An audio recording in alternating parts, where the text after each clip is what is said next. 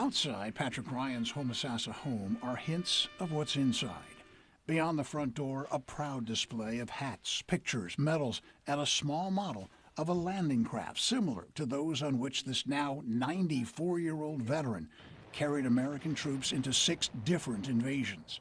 Among them, Sicily, Okinawa, and one 75 years ago, Normandy. We set sail June 5th around midnight. Halfway across the English Channel aboard the Thomas Jefferson, Patrick remembers hearing the thunder of the Allied bombardment. As the shells would hit, they would explode.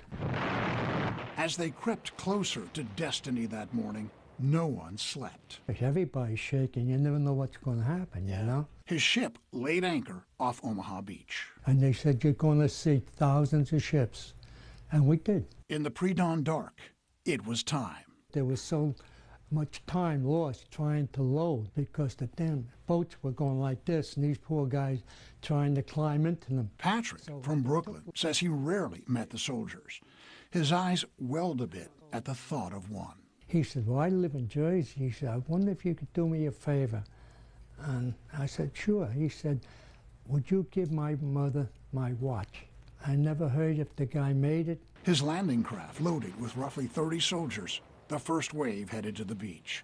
Patrick struggled with heavy seas and unrelenting enemy fire. In the water, bullet hitting, popping up, and some of them hitting the front. You could hear them, bang, bang. In the dark, he guided 30 soldiers onto Omaha and into history. And when you drop it, these poor guys run like hell, and you hear all the firing. You could see a couple of them maybe get hit, fall down, some just lay on the beach. More than 4,400 Allied soldiers died on D-Day, most of them under the age of 20.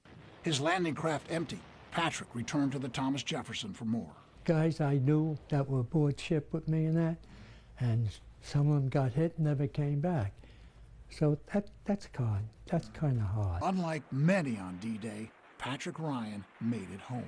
Well, as I say, I was very lucky. I thank God for that.